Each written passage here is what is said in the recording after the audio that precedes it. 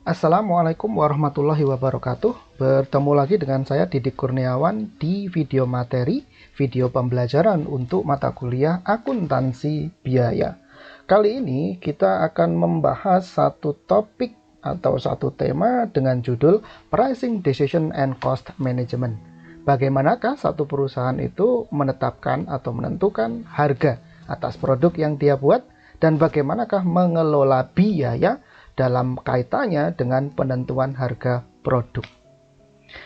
Bahwa topik ini mestinya merupakan topik bahasan yang diulas di bagian akhir ketika kita belajar akuntansi biaya. Mengapa demikian? Jawabannya sederhana. Kita sudah paham bahwa kalau kita belajar akuntansi biaya, maka sebenarnya kita itu belajar tentang income statement yang pertama, dan yang kedua kita belajar di perusahaan manufaktur. Nah, perusahaan manufaktur itu kan tujuannya dalam rangka untuk menghasilkan satu produk tertentu. Nah, lantas produknya itu dijual. Tidak mungkin kemudian satu perusahaan manufaktur dia membuat barang, menghasilkan produk, kemudian produknya cuma disimpan nggak dijual. Dia tidak akan bisa kemudian generating profit tentunya. Sehingga maka dia harus menjual produk yang sudah dia buat. Nah, untuk menjual produk yang sudah dia buat, maka dia butuh satu nilai tertentu yang akan ditawarkan ke market atau pasaran.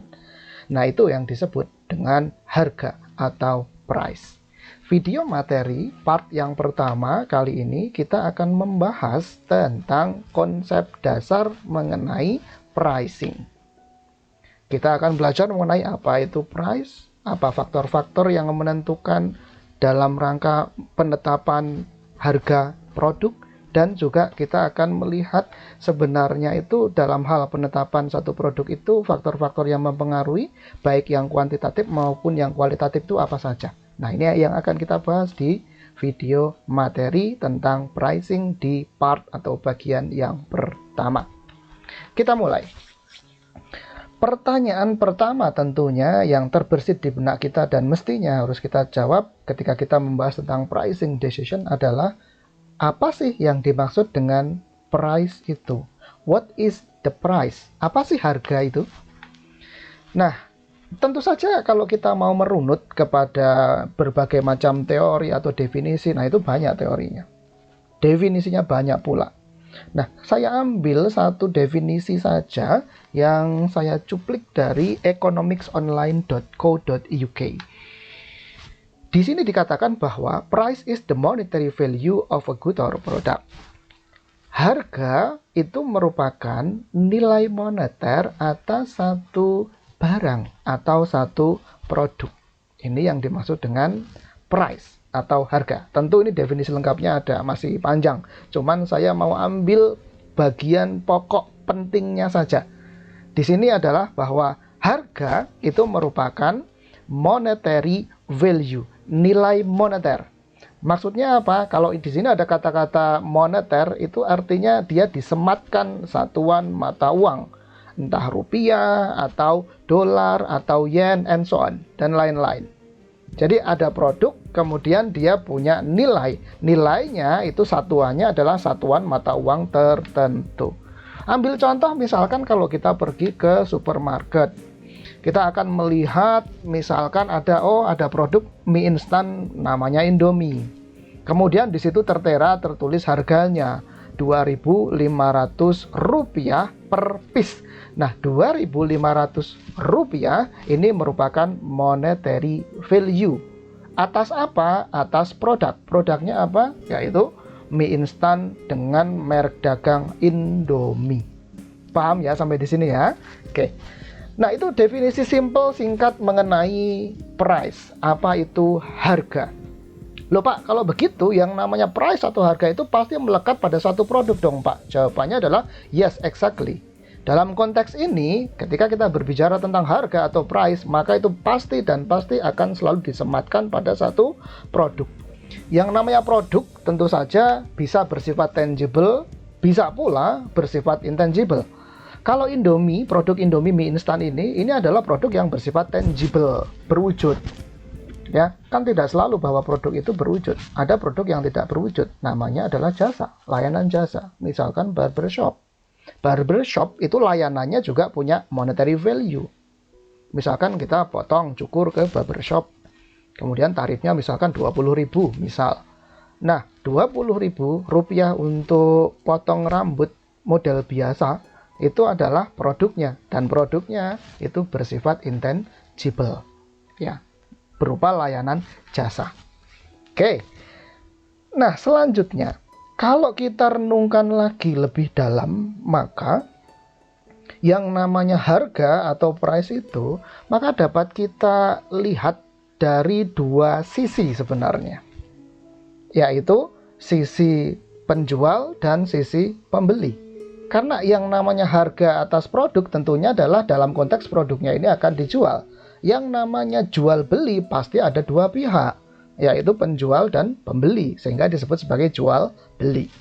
Nah, kalau begitu, definisi atas price atau harga itu tadi bisa juga dong kita lihat dari dua sisi, yaitu sisi penjual atau perusahaan atau producer side, dan juga bisa kita lihat pula dari sisinya si pembeli atau konsumen atau si pemakai produk tersebut. Nah, pada intinya, baik dari sisi produsen maupun dari sisi konsumen, ini akan sama-sama merefleksikan adanya satu nilai tertentu atas produk. Baik produknya itu tangible maupun intangible berupa jasa. Dari sisi produsen atau perusahaan atau penjual, maka price ini akan reflecting the value of a product. Dia akan merefleksikan nilai atas suatu produk yang dibuat oleh si produsen atau perusahaan.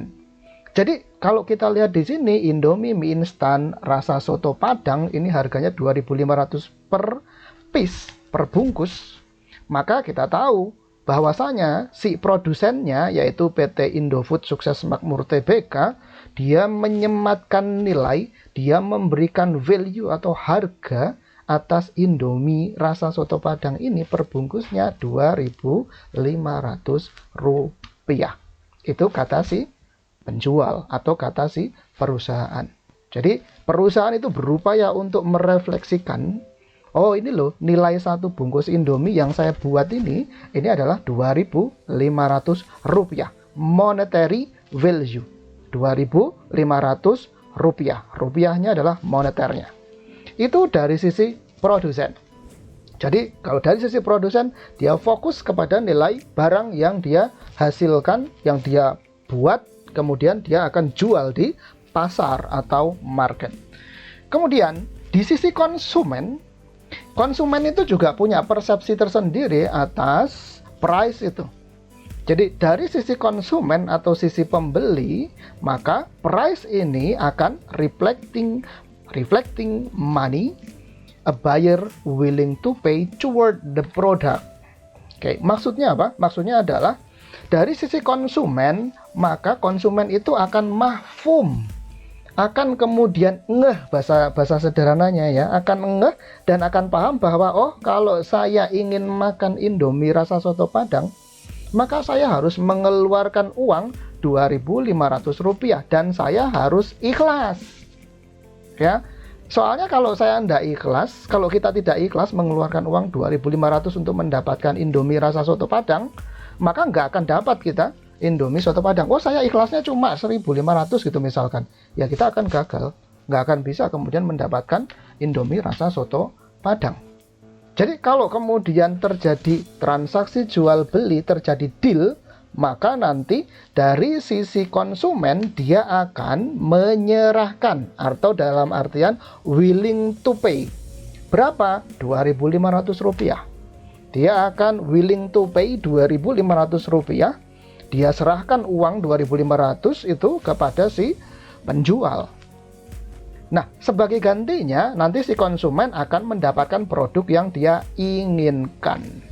Oke. Dia akan mendapatkan produk yang dia inginkan, yaitu Indomie rasa soto Padang yang nilainya kata si produsen 2.500 dan si konsumen agree to pay sejumlah 2.500 pula, sehingga terjadi transaksi jual beli. Dan fix harga Indomie rasa soto Padang ini perbungkusnya Rp2.500.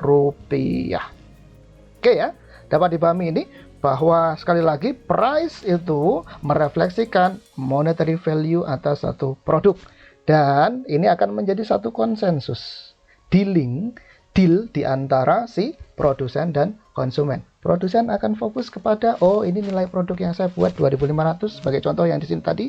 Kemudian dari konsumen, oke, saya willing to pay sum of money 2.500 dalam rangka untuk mendapatkan produk ini. Paham ya sampai di sini ya? Oke, itu definisi sederhana atas price. Oke, berikutnya. Pertanyaan berikutnya adalah, jadi kalau ada pertanyaan kenapa kok muncul price atau harga atas produk? Karena ini sebagai acuan nilai barang yang dijual di pasar. Nah, kalau gitu, oke, saya sudah paham kalau begitu, bahwa itu sebagai nilai acuan untuk dalam rangka transaksi jual beli di pasar. Itu butuh yang namanya price atau harga.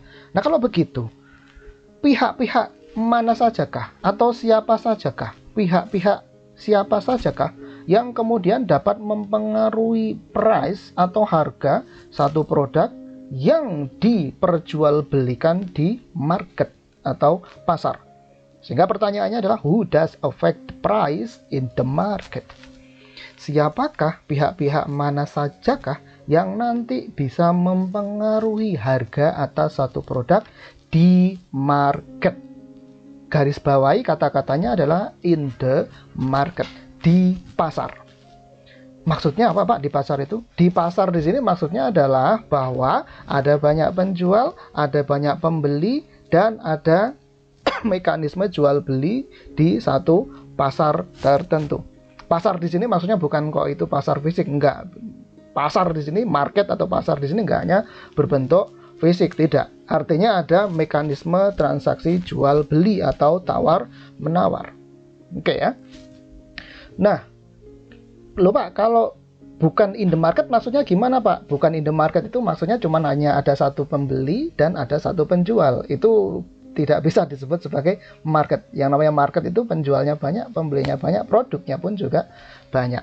Nah, kalau pembeli banyak, penjual banyak, produknya pun jumlahnya juga banyak. So, who does affect the price? Siapa yang kemudian, pihak-pihak mana sajakah yang kemudian dapat mempengaruhi pembentukan harga di pasar? Kenapa kok Indomie rasa soto Padang ini di pasaran harganya 2.500?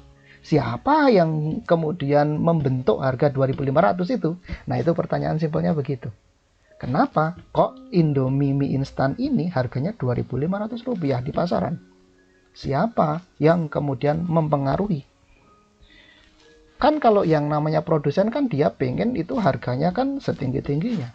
Kenapa tidak dijual 15.000 per bungkus? Kan gitu. Kenapa cuma 2.500? Kan gitu pertanyaannya. Kalau dari sisi konsumen beda lagi, dia pengen harganya itu semurah-murahnya. Kenapa Indomie ini tidak dijual Rp500 saja? Kenapa kok 2.500? Nah itu. Siapa sih sebenarnya yang bisa mempengaruhi atau pihak-pihak mana sajakah yang berpengaruh terhadap harga suatu produk di pasar? Oke, untuk menjawab pertanyaan itu, maka kita tinjau dulu mengenai hukum penawaran dan hukum permintaan atau supply and demand. Ketika dulu kita belajar ekonomi, pasti di awal-awal kita akan selalu diperkenalkan dengan yang namanya supply and demand curve, kurva supply atau penawaran dan kurva demand atau permintaan. Oke, kita bahas satu persatu dulu. Loh, sekarang kok ada demand and supply? Ya, ada supply and demand atau demand and supply, dibolak-balik tidak ada masalah. Supply itu artinya penawaran, demand itu artinya permintaan. Oke, kita bahas yang pertama mengenai hukum penawaran atau supply. Ini cara membacanya harus hati-hati karena agak tricky. Oke, supply ini di kurva ini, bentuk kurvanya seperti ini, diwakili dengan garis warna biru. Kita perhatikan cara membacanya. Ketika faktor-faktor yang lain kita singkirkan dan hanya kita lihat dua variabel saja, yaitu price and quantity, harga dan jumlah barang atau produk, maka hukum penawaran atau supply itu akan mengatakan bahwa ketika price-nya itu semakin meningkat, saya ulang, ketika harga satu produk itu semakin meningkat, maka jumlah barang atau produk yang ditawarkan ini akan semakin banyak. Saya ulang, hukum penawaran berbunyi ketika harga semakin meningkat, maka jumlah kuantitas produk yang ditawarkan itu akan semakin banyak. Loh Pak, kok bisa begitu? Logikanya bagaimana? Iya, ketika kemudian harganya itu semakin meningkat, semakin prospektif untuk dalam rangka generating profit more, lebih banyak lagi dia dapat menghasilkan profit. Kan kalau harganya meningkat kan berarti kemungkinan profit yang dia dapat, perusahaan dapat itu akan semakin besar. Maka dia berlomba-lomba untuk nyuplai, artinya supply-nya ditambah. Itu hukum penawaran atau supply. Logikanya begitu. Sehingga bentuk kurvanya akan seperti ini. Jadi ketika price-nya meningkat, maka quantity atau jumlah pasokan barang yang ditawarkan akan semakin banyak. Ini kurva supply. Kemudian berikutnya adalah hukum permintaan atau demand. Nah, hukum permintaan akan membentuk kurva demand curve. Hukum permintaan akan berbunyi, perhatikan cara membacanya, ketika harga suatu produk itu semakin meningkat, maka jumlah kuantitas yang diminta atau demand-nya justru akan semakin sedikit. Kita ulang, ketika harga satu barang itu semakin meningkat, maka kuantitas produk yang diinginkan atau yang diminta, yang ingin dibeli, itu justru akan semakin berkurang. Sehingga kurvanya dia akan bergerak dari sini ke sini. Perhatikan ya. Oke, sehingga kalau kita perhatikan sampai di titik ini, maka demand curve-nya ini akan memotong sumbu Y. Oke, akan memotong sumbu Y. Sehingga titik potongnya adalah 0, Y. Di sini. 0, Y. Artinya kuantitasnya 0, kemudian price-nya Y. Artinya sampai di batas ini, maka kemudian tidak ada lagi produk yang diinginkan atau diminati oleh konsumen untuk kemudian dibeli. Nggak ada. Kenapa? Karena harganya sudah tinggi. Terus kalau mau ditarik lagi ke atas, Pak, harganya ditingkatkan lagi di sini. Ya kalau ditingkatkan lagi di sini, ya di sini aja udah nggak ada yang beli kok. Di sini saja sudah tidak ada yang beli. Tidak ada produk yang diinginkan. Tidak ada demand ketika di sini. Karena sudah 0 kuantitinya. Apalagi di atasnya di sini. Sumbu Y-nya. Paham ya sampai di sini ya? Oke. Nah terus ketika kemudian ada bargaining, tawar-menawar, negosiasi antara penjual dan pembeli, maka nanti akan timbul kesepakatan harga di titik ini. Artinya kurva supply and kurva demand ini akan berpotongan di titik ini misalkan. Sehingga titik ini merupakan titik dealing, kesepakatan antara penjual dan pembeli. Si penjual akan melepas barangnya dan kemudian si pembeli akan menyerahkan uangnya. Sehingga ada kesepakatan. Ada transfer of ownership of the product. Artinya produknya berpindah tangan dari si penjual ke pembeli. Nah, titik ini disebut sebagai titik equilibrium. Namun, sebelum mencapai titik equilibrium, tentunya ada mekanisme tawar-menawar. Ada mekanisme bargaining. Ada mekanisme negosiasi. Negosiasi of what? Apa yang dinegosiasikan? Tentu saja adalah price-nya. Ya, price-nya. Itu akan dinegosiasikan. Kemudian setelah sepakat, dia akan mencapai titik equilibrium, ada transfer of ownership. Uangnya masuk ke penjual, barangnya masuk ke si pembeli. Paham ya sampai di sini ya? Oke, jadi Loh Pak, kalau begitu hubungannya apa ini dengan price? Perhatikan bahwasanya ada sisi supply dan ada sisi demand. Sisi supply ini yang mensuplai itu siapa sih? Ya company atau produsen. Jadi sisi supply ini melambangkan producers atau produsen. Sementara sisi demand ini melambangkan si pembeli atau konsumen atau pelanggan atau consumer atau customer. Oke, paham ya sampai di sini ya? Nah, kemudian tadi kan kita sudah bahas bahwa si pembeli dan penjual akan bernegosiasi dalam rangka mencapai titik equilibrium, kesepakatan harga. Jadi ketika harga Indomie rasa soto Padang ini Rp2.500 dipatoknya, dan kemudian sepakat ini laku, ini Indomie ini laku, ada yang beli dan ternyata yang beli banyak, maka ya di titik 2.500 inilah ada titik equilibrium, harganya 2.500. Artinya penjual itu rela untuk menyerahkan produknya mie instan seharga 2.500, dan kemudian si konsumennya itu juga ikhlas untuk membayar 2.500. Disitulah titik equilibrium. Oke, sehingga tadi terungkap pertanyaan kenapa kok harganya bukan 15.000. Kenapa kok bukan 15.000? Kalau 15.000 kan mungkin saja harganya di sini. Harganya di atas di sini 15.000. Harganya di atas ini. Ada yang beli? Nggak ada. Jadi bukan equilibrium. Negosiasi atau kesepakatan atau dealing tidak berhasil. Kalau kemudian harganya kenapa tidak 500? Oh, kalau 500 ini di bawah sini. Ya, 500 di bawah sini misalkan. Misalkan titik equilibriumnya ini adalah 2.500. 500 kan di bawah sini. Kalau di bawah sini nggak masuk, nggak berpotongan ini kurva demand and supply-nya. Berarti gimana? Ya kesepakatan tidak tercapai. Konsensus tidak terjadi. Gitu.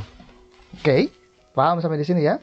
Oke, berikutnya tadi kan kita mau menjawab pertanyaan who does affect the price in the market. Siapa sih? Nah, kalau dari sini berarti dari demand and supply curve, dari chart atau diagram tentang demand and supply ini, maka kemudian kita dapat dua pihak yang ternyata mempengaruhi price in the market. Yaitu pertama adalah si penjual dan yang kedua adalah si pembeli. Oke. Sehingga kalau kita gambarkan ke dalam suatu chart kotakan, misalkan saya gambarkan seperti ini. The subjects affecting price in the market are as follows. 1. Ada producers atau produsen. Tadi dia berada di sisi supply. Sehingga disebut sebagai supplier, produsen itu. Atau perusahaan itu. Nah, perusahaan atau the company atau produsen, dia akan providing the product. Paham ya sampai di sini ya? Itu pihak pertama. Kemudian pihak kedua siapa tadi? Pembeli. Ya, pembeli atau customer atau consumer. Nah, si pembeli ini dia akan providing money. Dia akan menyediakan uang. Jadi supplier, perusahaan providing the product, sementara konsumen, customer, pelanggan providing the money. Produsen berada di sisi supply, dia yang menyuplai barang.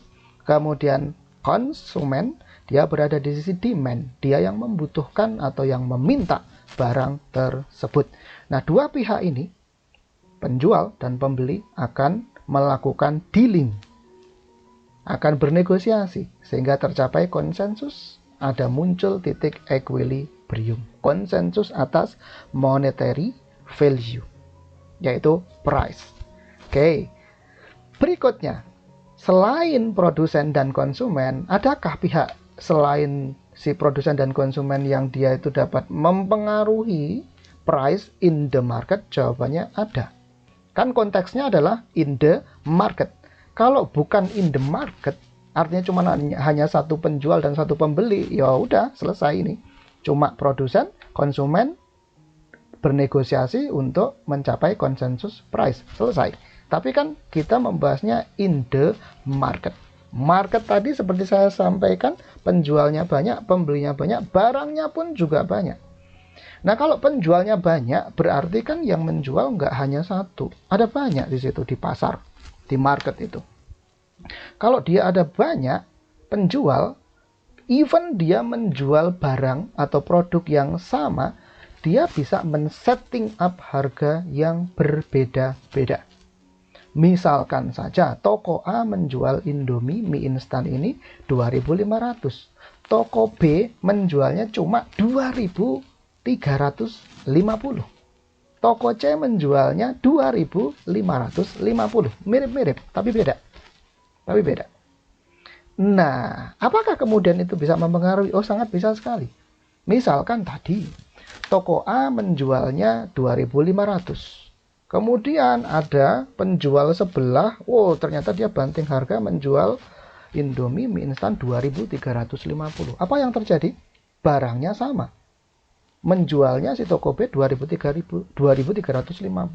Toko A 2.500, lebih mahal. Tentu konsumen akan memilih datang ke toko B. Kenapa? Barangnya sama, harganya lebih murah. Yaitu cuma 2.350.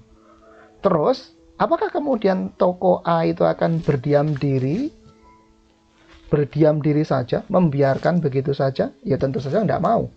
Kenapa? Tidak ada yang mau beli di mie instan dia, wong harganya 2.500, lebih mahal.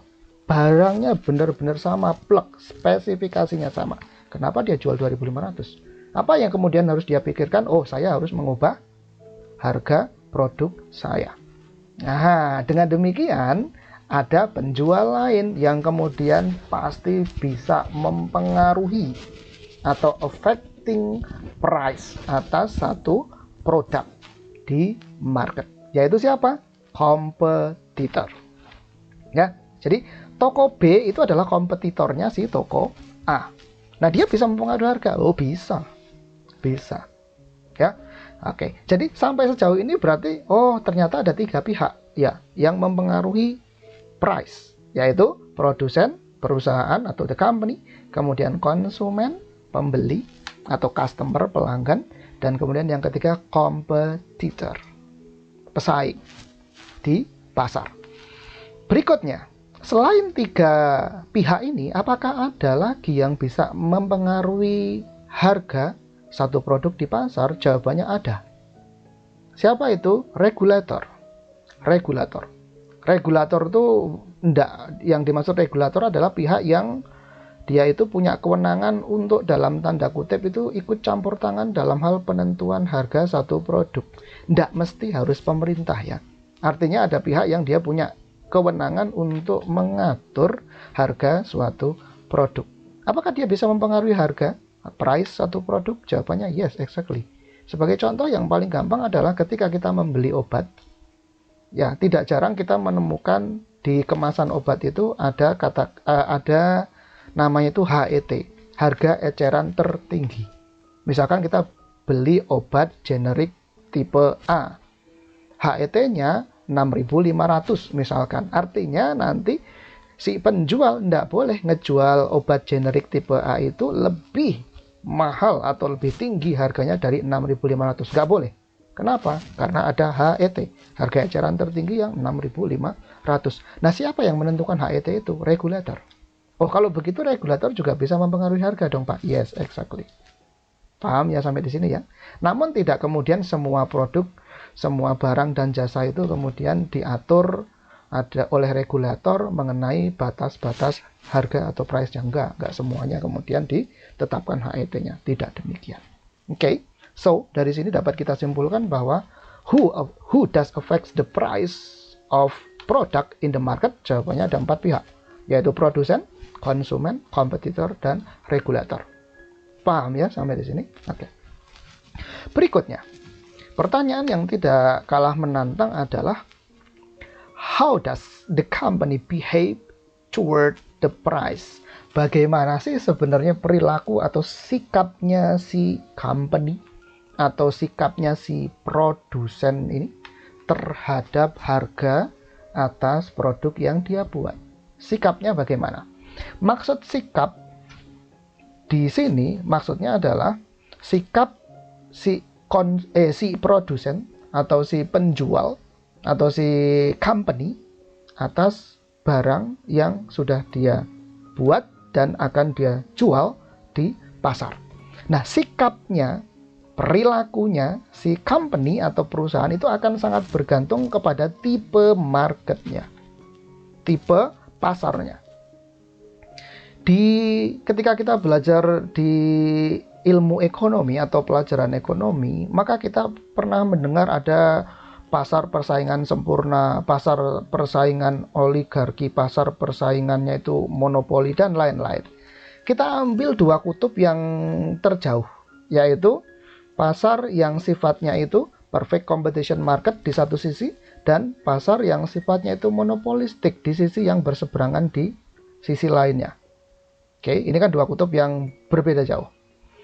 Di perfect competition market, di pasar persaingan sempurna, yaitu ketika kemudian banyak penjual, banyak pembeli, dan jumlah supply produknya itu juga banyak, maka nanti sikapnya si company terhadap price adalah bahwa company tersebut, the company has no control toward the price of product.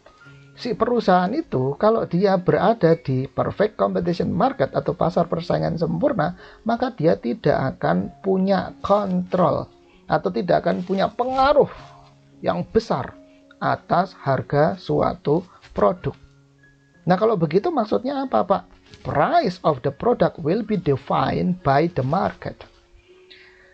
Harga atas produknya itu akan ditentukan oleh mekanisme negosiasi di pasar. Artinya, si penjual dia itu kontrol atas harga produknya itu sedikit atau lemah atau kecil. Ya, seperti misalkan mie instan. Produknya ini mie instan ya, bukan Indomie. Kalau Indomie itu kan merek. Produknya adalah mie instan. Di pasar, di market itu banyak tipe dan jenis barang yang bernama mie instan. Banyak macam ragamnya. Oke, banyak macam ragamnya. Nah, kemudian kalau begitu, dia perfect competition market. Apakah kemudian perusahaan penghasil Indomie ini kemudian dia bisa menetapkan harga sewenang-wenang sekehendak dia sendiri? Jawabannya adalah tidak bisa.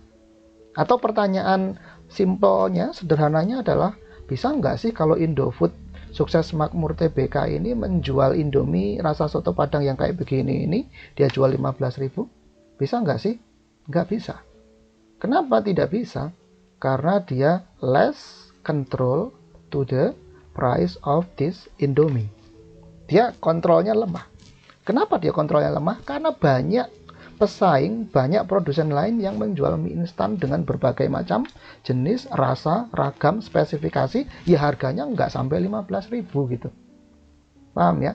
Jadi in the perfect competition market, maka si produsen itu has no control, ataupun kalau dia punya kontrol atas harga, less control, kontrolnya lemah. Harga akan ditentukan oleh mekanisme jual beli atau negosiasi di pasar. Berikutnya, kalau dia pasar persaingannya itu sifatnya itu monopolistik, berarti cuma hanya ada satu supplier atau penjual, sementara yang beli banyak. Kalau begitu keadaannya atau kondisinya, maka the company has full control to the price of the product. Si perusahaan itu akan punya kontrol penuh terhadap harga atas produk yang dia jual.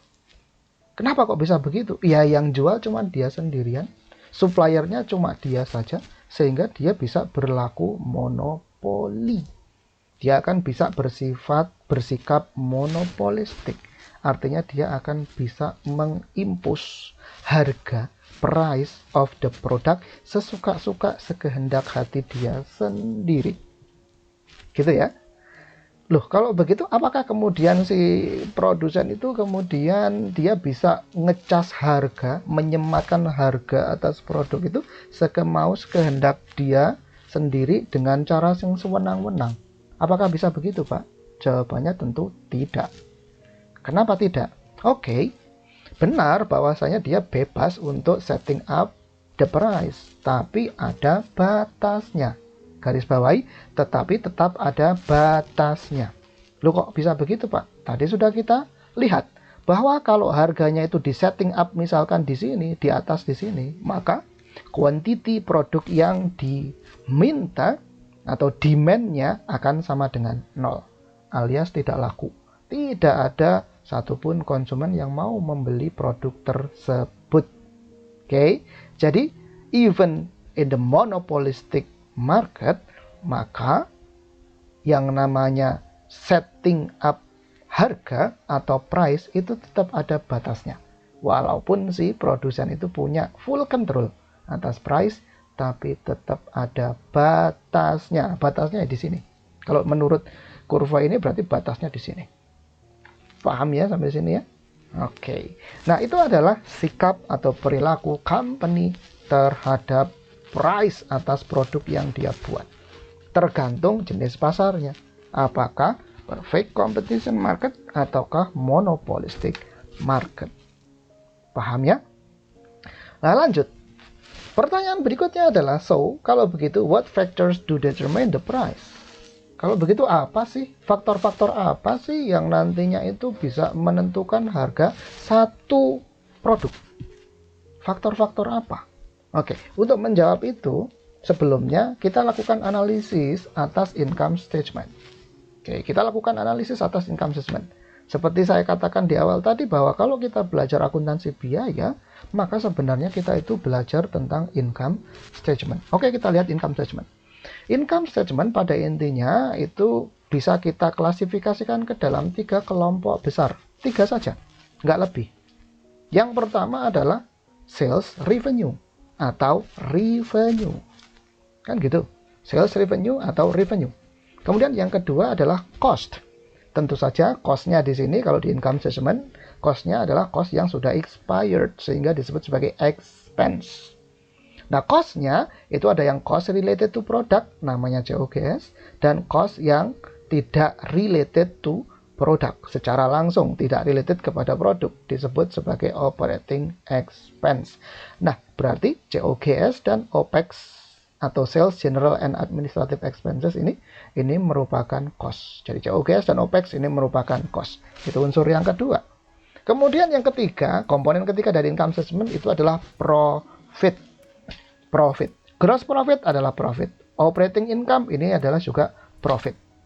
Oke, jadi ada 3 komponen dari income statement, yaitu sales atau total revenue, kemudian cost atau total cost, dan kemudian yang ketiga adalah profit.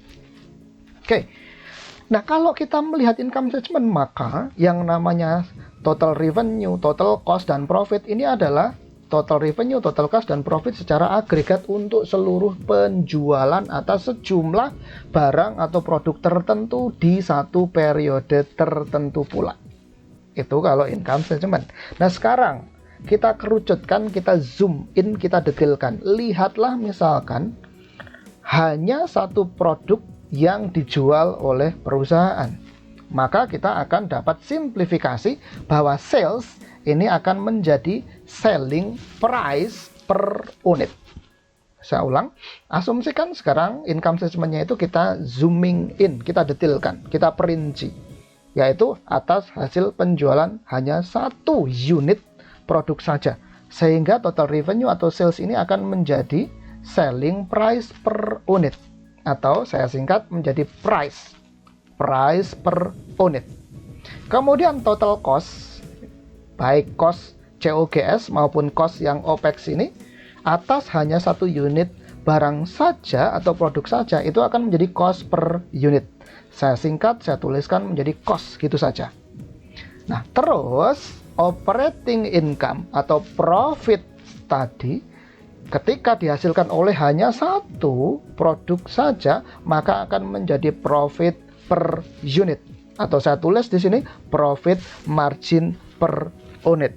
So, kalau kita lihat di sini kan bahwa yang namanya sales dikurangi dengan expense itu akan menghasilkan profit.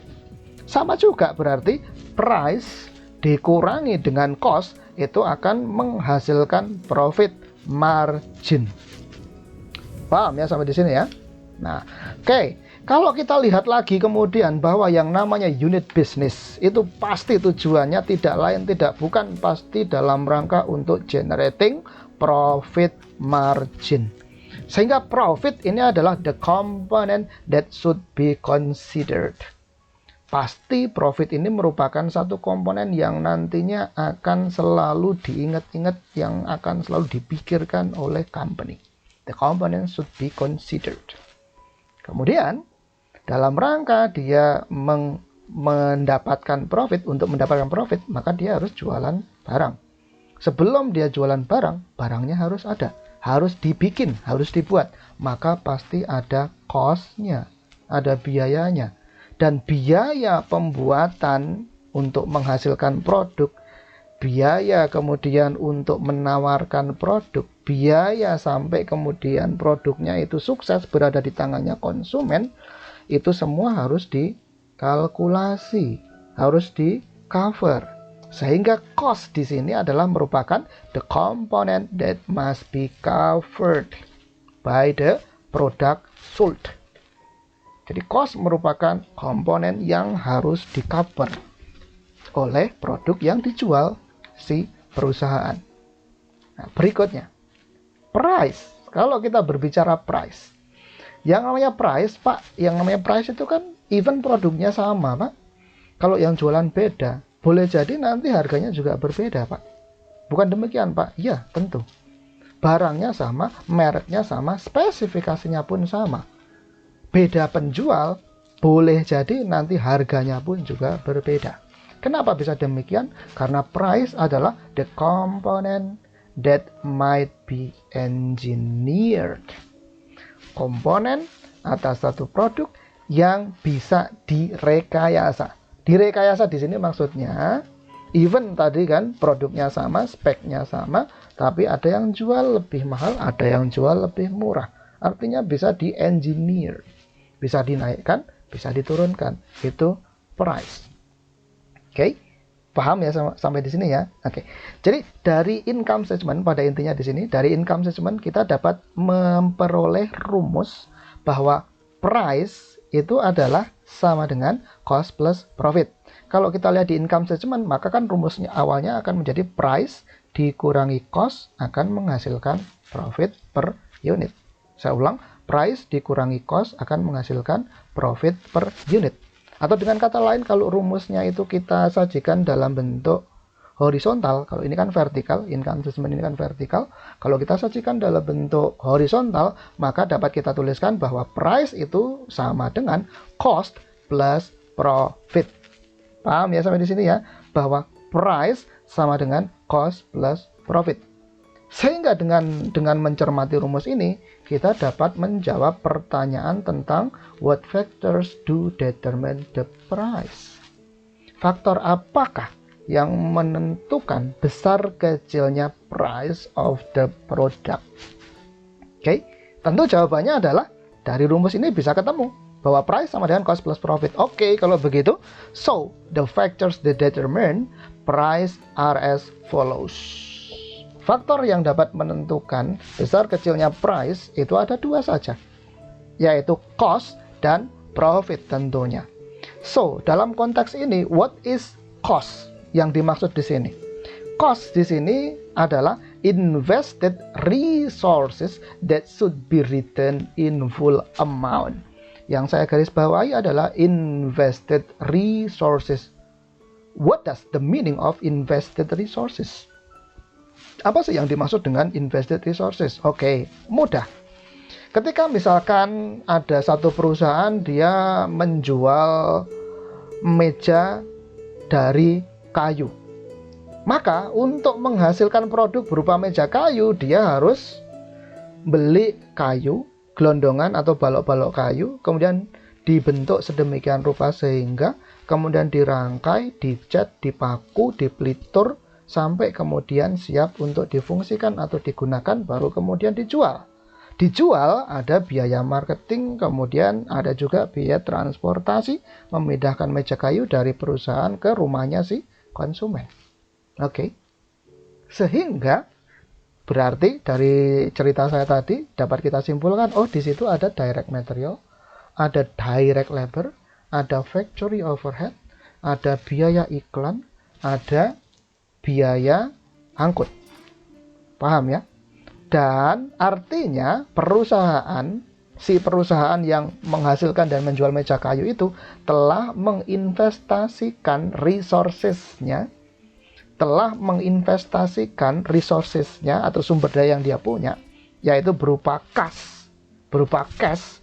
Cashnya dia konversi menjadi direct material, diubah pula jadi direct labor, upah, dia ubah pula jadi cat, kemudian jadi paku, jadi dempul, FOH, diubah pula cashnya jadi biaya marketing yang bonusnya dibayarkan kepada salesperson, dia ubah pula, dia konversi pula kasnya menjadi biaya angkut yang dia bayarkan kepada si perusahaan ekspedisi. Nah, seluruh biaya tersebut mulai dari DM sampai ke biaya angkut tadi itu merupakan resources yang sudah diinvestasikan oleh perusahaan itu dalam rangka membuat dan menjual meja kayu, sehingga saya sebut sebagai invested resources. Nah, logika sederhananya adalah bahwa tadi mulai dari direct material sampai dengan biaya angkut itu pasti harus balik modal. Bahasa gampangnya kan gitu, bahasa awamnya. Harus balik modal. Misalkan total dari direct material sampai dengan biaya angkut untuk per setiap satu unit meja, misalkan totalnya adalah 2 juta cost-nya. Maka dia harus merecover 2 juta itu harus balik modal. Lupa, kenapa kok bisa begitu? Oke, kalau dia cost-nya totalnya 2 juta, kemudian dia jual 1.500.000 hanya 1.500.000, maka apa yang terjadi? Dia pasti akan menderita kerugian. Alih-alih mendapatkan profit, dia malah mendapatkan rugi. Kenapa? Loh iya, cost-nya 2 juta kok dia jual 1.500.000. Kan enggak make sense, enggak masuk akal. Dan ini menyalahi tujuan dari unit bisnis yang untuk generating profit. Jelas ini menyalahi. Jadi sehingga fix pasti bahwa cost itu merupakan invested resources that should be returned in full amount. Oke ya. Nah, berikutnya profit. Nah, kalau kita bicara profit dalam konteks sebagai unsur pembentuk price, maka profit ini merupakan required return. Required return. Maksudnya apa? Bahwa profit ini dalam konteks tadi perusahaan yang menjual meja kayu itu merupakan required return, yaitu hasil yang diinginkan oleh perusahaan mebeler yang menghasilkan meja kayu itu, hasil yang diinginkan atau yang ingin didapatkan atau diperoleh itu adalah required return, yaitu berupa profit. Maksudnya gimana? Oke, tadi kan saya contohkan dia ongkos untuk biaya untuk mulai dari direct material sampai biaya angkutnya tadi kan 2 juta. Maka dia sudah lelah, sudah bercapek-capek ria dari membuat dan mengangkut, dari memotong kayu, membentuk kayu menjadi meja, ngecat, sampai dengan ngangkut tadi itu, dia butuh return. Dia butuh hasil. Masa saya capek-capek membuat dan ngangkut meja kayu kok kemudian nggak ada hasilnya, kan lucu. Itu bukan bisnis namanya. Oke, sehingga dia menginginkan adanya return. Nah, returnnya itu merupakan profit. Sehingga saya tulis profit ini merupakan required return from resources that have been invested. Loh, saya sudah capek-capek beli kayu, motong kayu, bayar upah tenaga kerja, ngecat, melitur, kemudian bayar upah tenaga salesperson, marketer, kemudian dia membayar biaya untuk jasa ekspedisi. Masa sih saya nggak ada hasilnya? Masa sih saya nggak ada returnnya? Kan lucu. Oke, kalau kemudian profitnya itu nggak ada, alias saya akan jual seharga kosnya saja misalkan, maka itu namanya juga bukan bisnis, karena menyalahi konsep unit business, yaitu generating profit. Lah kalau kemudian selling price-nya itu sama dengan cost, maka artinya profitnya sama dengan 0. Perusahaan itu nggak rugi, tapi juga dia tidak mendapatkan profit. Nah, itu menyalahi konsep dari yang namanya unit business yang profit motive oriented. Oke, sehingga kalau begitu, supaya kemudian konsepsi mengenai generating profit di unit bisnis itu tercapai, maka price itu tentunya should cover 2 components, yaitu cost dan profit. Sehingga dapat kita simpulkan pula bahwa the factor that determine price adalah cost and profit. cost and profit itu hitung-hitungannya adalah hitung-hitungan angka. Sehingga kalau hitung-hitungan angka merupakan nilai atau value, maka dapat kita simpulkan bahwa quantitatively, secara kuantitatif, maka price akan ditentukan oleh cost and return on cost, atau cost dan profit. Jadi secara kuantitatif yang menentukan price itu apa? Yaitu cost dan profit, atau cost and return on cost. Return on cost itu nama lain dari profit. Paham ya sampai di sini ya? Oke, nah kita sudah paham sekarang sampai di sini. Oh, bahwasanya faktor yang menentukan price itu secara kuantitatif adalah cost and profit. Berikutnya, who does really control the cost?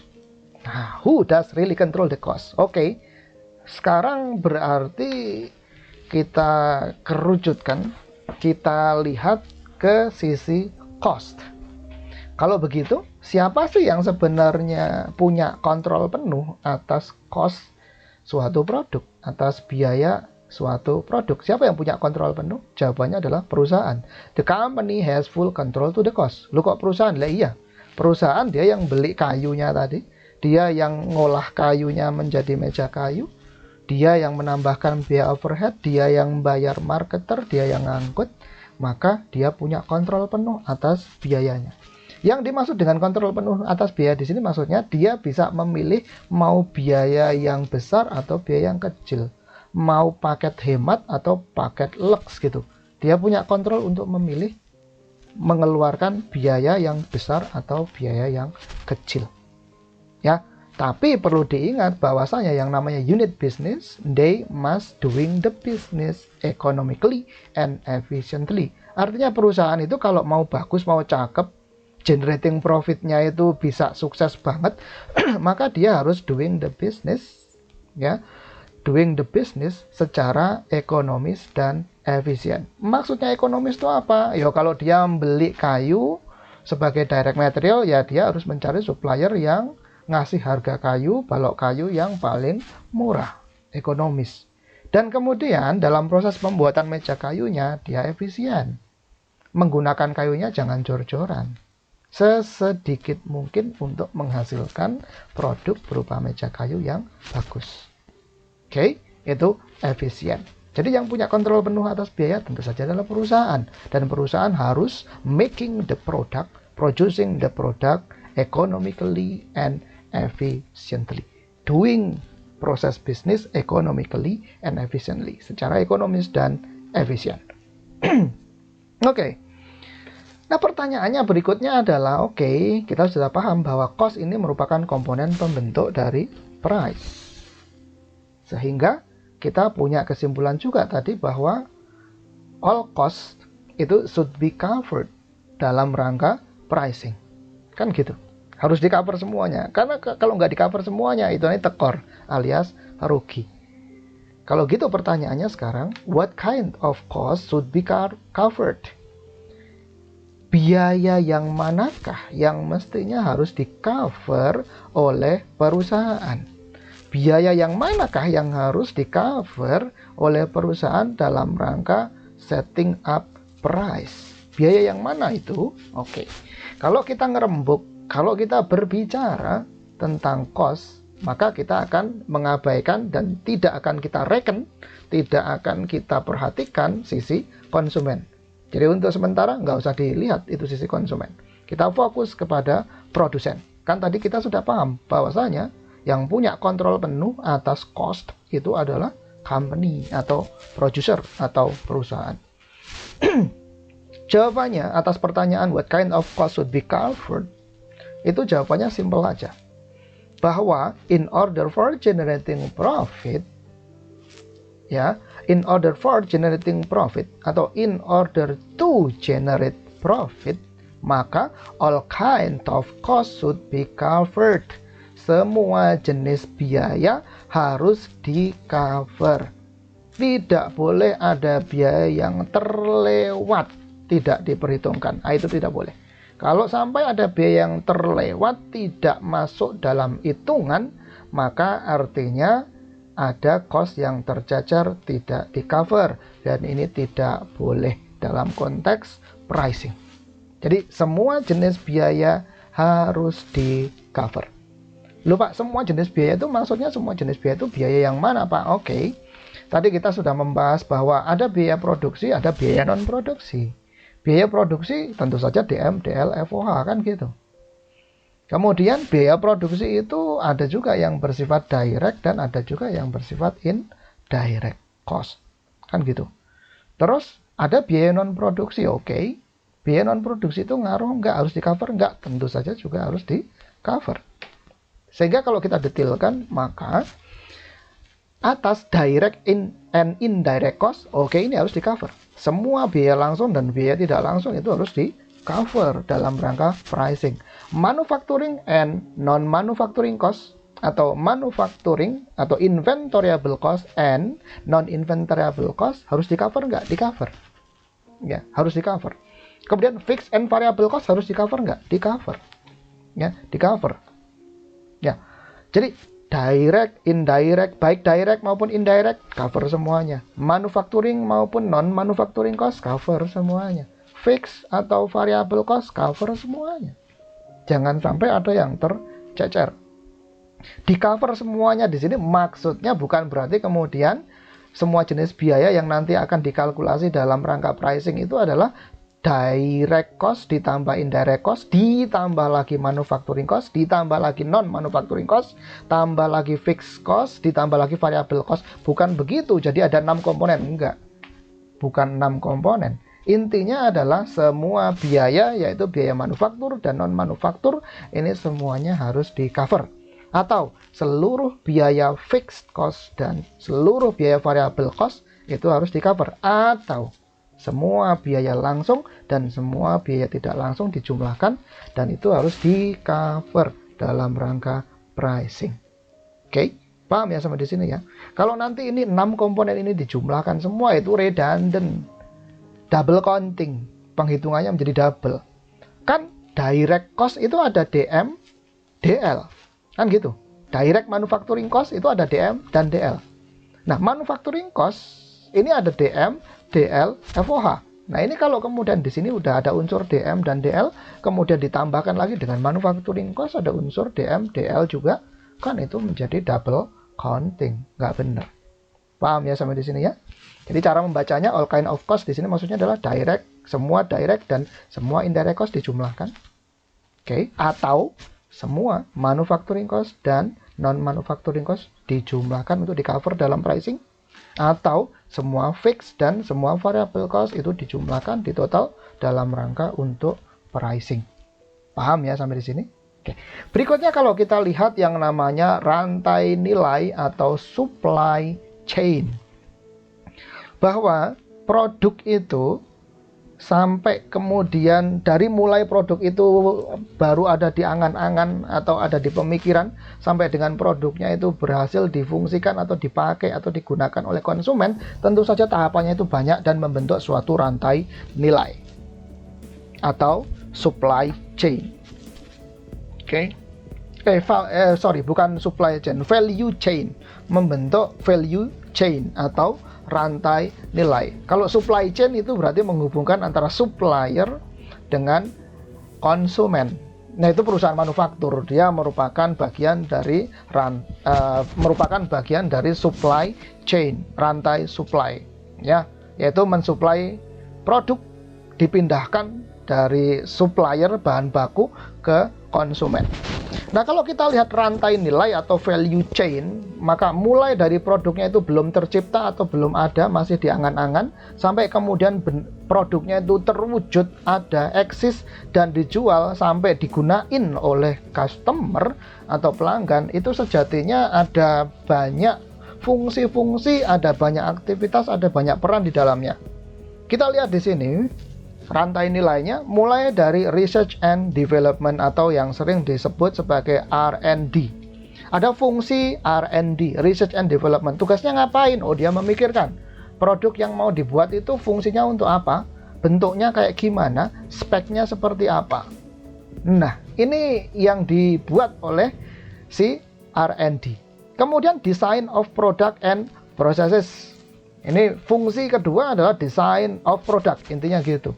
Ketika kemudian angan-angan mengenai bentuk atau modelnya kayak gini, fungsinya untuk ini, nanti speknya kayak begini, itu sudah jelas tergambarkan di angan-angan atau di atas kertas, maka kemudian design of product, fungsi design of product akan menerjemahkan yang gambaran di angan-angan atas produk itu akan diterjemahkan ke dalam suatu produk nyata wujud berupa model produk yang disebut sebagai prototype atau prototipe. Prototype of the product. Prototype of the product itu tidak atau belum dijual, enggak. Ya, artinya di sini design of product ini memanifestasikan atau mewujudkan produk yang tadi masih diangan-angan di pikiran menjadi produk nyata yang bisa dilihat, bisa dipegang dalam bentuk model prototype. Nah, ketika kemudian prototype atas produknya itu disetujui, agreed gitu ya, disetujui, maka kemudian akan dibuat dalam jumlah yang massal atau banyak, sehingga itu dilakukan oleh departemen atau bagian produksi, sehingga ada fungsi production. Jadi ini benar-benar akan menghasilkan produk dalam jumlah yang banyak. Terus produk yang sudah dihasilkan yang jumlahnya banyak itu kemudian akan dijual, butuh iklan, dilakukan oleh fungsi marketing. Kemudian produk yang sudah dijual perlu dipindahkan dari lokasinya produsen ke lokasinya konsumen, ada fungsi distribusi atau distribution function. Dan kemudian yang terakhir, nanti kalau ada apa-apa, misalkan produknya rusak atau kurang sesuai atau pengen diperbaiki atau pengen upgrade gitu, maka konsumen bisa memanfaatkan layanan yang diberikan oleh company yang berupa customer service. Jadi ini merupakan rantai nilai, mulai dari produknya masih diangan-angan di pikiran sampai produknya itu benar-benar digunakan atau difungsikan oleh customer. Dan di keenam fungsi ini, semua fungsi ini pasti dia akan mengkonsumsi biaya. Pasti keenam fungsi ini akan memberikan nilai tambah atau value added kepada setiap produk yang dibuat oleh produsen atau perusahaan. Oke, sehingga titik poinnya di sini yang harus kita pahami adalah setiap fungsi ini akan menyerap biaya. Jadi ada cost of R&D, kemudian ada biaya desain, ada biaya produksi, dan ingat yang namanya biaya produksi pasti akan mengcover DM, DL, dan FOH. Jadi DM, DL, dan FOH akan masuk di production process, akan di-expense-kan, akan dibebankan oleh departemen produksi, sehingga ini biaya. Marketing pun ada biayanya, distribusi, biaya angkut ada biayanya, CS, customer service itu juga ada biayanya. Loh, biayanya itu kalau kita lihat di income statement itu masuknya di mana, Pak? Oke, dapat dengan mudah kita tracing itu ke income statement, dapat kita telusuri ya ke laporan laba rugi, bahwa DM, DL, dan FOH yang merupakan biaya produksi tentunya dia nanti akan masuk ke COGS. Paham ya? Di income statement tadi kan sudah kita bahas bahwa income statement itu yang merupakan cost adalah COGS dan OPEX.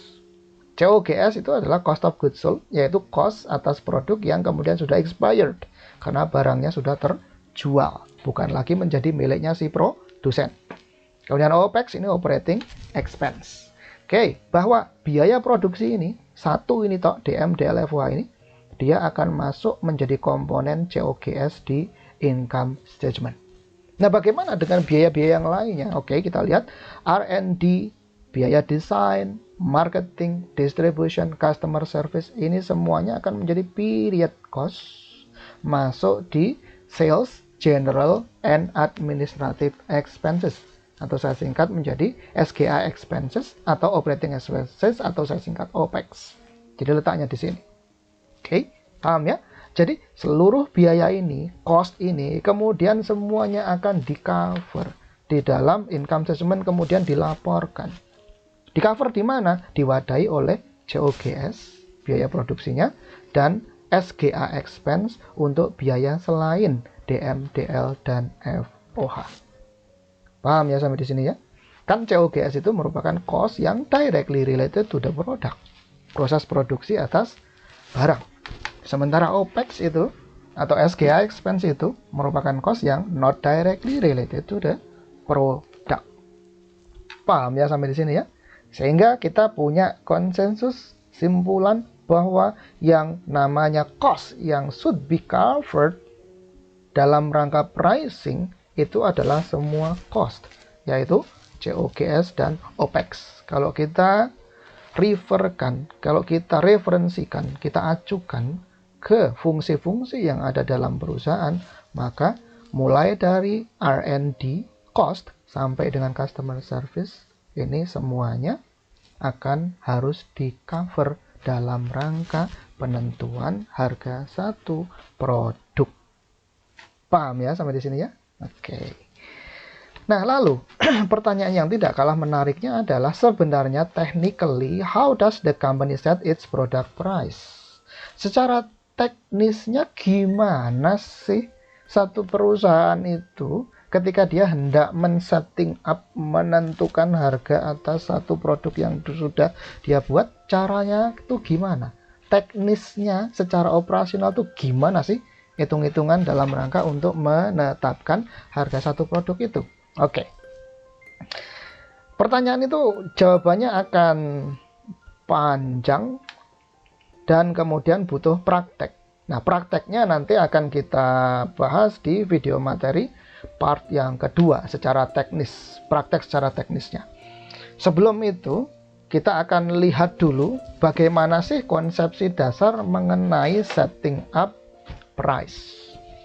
Tadi sudah kita pahami bahwa ketika kita dihadapkan pada pertanyaan what does the company should consider, maka kan kita harus menjawabnya dengan mudah saja, yaitu bahwa yang harus kita pertimbangkan ketika kita mau men-setting up price secara kuantitatif gitu ya, itu kan ya cuma dua hal saja, yaitu cost plus profit, atau cost and return on cost, atau cost and profit. Nah, tadi juga kita sudah simpulkan, kita sudah tunjukkan bahwa yang namanya price itu bisa di-setting up tinggi, bisa di-setting up rendah, bisa murah, bisa mahal, tergantung dari keinginannya si company atau perusahaan. Sehingga price ini merupakan the component that might be engineered, dapat direkayasa, dapat dinaikkan, dapat pula diturunkan. So, simpulan yang kita peroleh adalah bahwa the company or producers atau si penjual itu has the right to set the price of its product. Artinya perusahaanlah sebenarnya yang memiliki kekuasaan atau kewenangan dalam rangka untuk menentukan dan menetapkan harga atas produk yang dia hasilkan. Atau dengan kata lain, yang punya right dalam rangka price engineering, yang punya hak dalam rangka merekayasa harga, menentukan harga atas produk, itu adalah si produsen atau si perusahaan itu sendiri. Oke. Namun tentunya ada satu hal yang harus menjadi concern dan menjadi perhatian penuh bagi si perusahaan.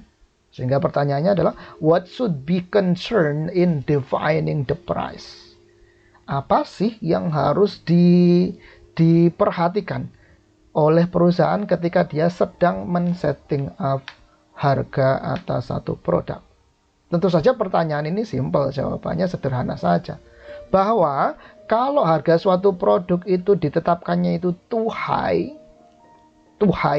price-nya itu terlalu tinggi, maka pasti konsekuensinya nanti perusahaan akan mendapatkan profit yang tidak maksimal atau low profit. Loh, kenapa Pak? Kok kalau kemudian itu harga atas suatu produk itu di setting up-nya itu terlalu tinggi, emangnya kenapa? Kalau harganya itu di setting up terlalu tinggi, ingat tadi di kurva demand tadi, kalau harganya itu di setting up semakin tinggi, maka kuantiti yang akan berhasil dijual atau permintaannya akan cenderung berkurang. Ya, sehingga dapat kita simpulkan bahwa kalau price-nya itu too high, maka quantity sold-nya itu akan rendah. Atau dengan kata lain, low sales volume. Kalau low sales volume atau quantity sold-nya itu rendah, sedikit, maka total revenue-nya pun akan low atau low total revenues. Kalau total revenue-nya itu rendah, maka dapat kita pastikan profit-nya itu juga akan rendah atau low profit. Paham ya sampai di sini ya? Terus, bagaimana kalau sebaliknya? Too low price. Harga produk itu di setting up terlalu rendah, terlalu murah. Maka dia juga akan mendapatkan low total revenues. Kenapa kok low total revenues? Karena total revenue-nya kan nanti akan menjadi kecil. Kenapa kecil? Karena price atau harganya itu kecil. Maka total sales revenue-nya juga akan kecil. Kalau total sales revenue-nya kecil, maka tentu saja sama nasibnya. Profit-nya juga tentu akan rendah, tidak akan maksimal. Paham ya sampai di sini ya? Jadi kesimpulannya adalah the price should be set up to optimum level, not too high and not too low. Jangan terlalu tinggi, jangan pula terlalu rendah ketika melakukan setting up atas price. Karena kalau terlalu tinggi dan atau terlalu rendah, maka efeknya sama, yaitu akan menjadikan perusahaan itu mengalami low profit pada akhirnya. Jadi too high itu jelek, too low price itu juga tidak bagus. Sama-sama endingnya low profit. Jadi terus gimana dong? Ya perusahaan harus berhitung. Harus kemudian dia dapat menakar berapa sih sebenarnya harga yang pas, yang pantas, agar saya kemudian tidak mengalami low profit. Agar harganya itu tidak kemahalan, tapi juga jangan sampai kemurahan. Kalau kemahalan, nggak ada yang beli. Kalau kemurahan, betul ada banyak yang beli. Tetapi profitnya tetap tidak maksimal. Paham ya sampai di sini ya? Ini dua hal yang harus tentunya menjadi concern atau perhatian bagi penjual atau company dalam hal pricing the product. Yang ketiga, kalau kita lihat lagi ternyata kalau pricing itu, setting up the price itu kebijakan harga, penetapan harga itu dikaitkan dengan periode waktu, maka kita akan mendapati ada yang namanya harga itu, harga untuk jangka panjang dan harga untuk jangka pendek. Saya ulang, kalau kebijakan pricing itu kita kombinasikan, dilihat dari sudut pandang time period, maka kita akan mendapati bahwa ada loh harga produk itu yang sifatnya jangka panjang, ada harga produk yang sifatnya itu jangka pendek. Biasanya pasti untuk produk yang harganya adalah harga jangka panjang itu biasanya lebih mahal daripada harga produk satu produk untuk jangka pendek. Contohnya apa Pak? Ini logikanya bagaimana sih Pak gitu? Bahasa gampangnya gini. Atas satu produk, ada kalanya kita mendapati satu produk tertentu itu dia harganya lebih murah karena adanya diskon. Dan diskon itu ada periodenya. Misalkan, periode diskon untuk tanggal 1 sampai dengan tanggal 10 Maret gitu misalkan. Nah, berarti itu jangka pendek, cuma tanggal 1 sampai dengan tanggal 10 Maret. Dalam jangka panjang, ya, kalau tadi kan jangka pendek cuma 10 hari. Dalam jangka panjang, itu pasti harganya nggak ada diskon. Ya, dalam artian lebih mahal. Oke. Sehingga kita menyebutnya bahwa terkait dengan time period pricing itu, kebijakan pricing itu, maka ada yang namanya long run pricing, ada yang namanya short run pricing. Long run pricing itu merupakan pricing untuk jangka panjang. Artinya for the stable price, untuk harga produk yang sifatnya itu stabil. Atau dengan kata lain, untuk harga produk yang masuk ke dalam list price, maka pasti akan menggunakan long run pricing. Oke, long run pricing.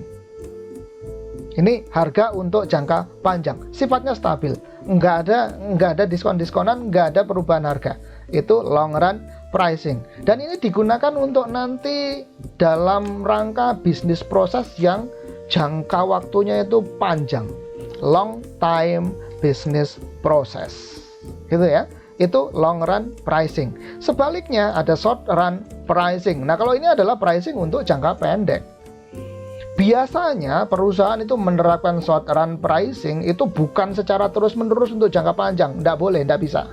Ya, short run pricing itu biasanya digunakan dalam rangka untuk for market strategi, untuk strategi bisnis.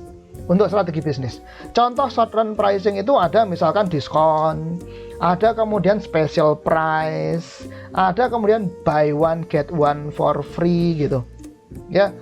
Jadi diskon, special price, buy one get one free, whatever lah apa namanya itu, yang intinya adalah bahwa dia itu harga jualnya itu di bawah list price, di bawah harga normal produk yang untuk long run pricing. Pasti ya, pasti.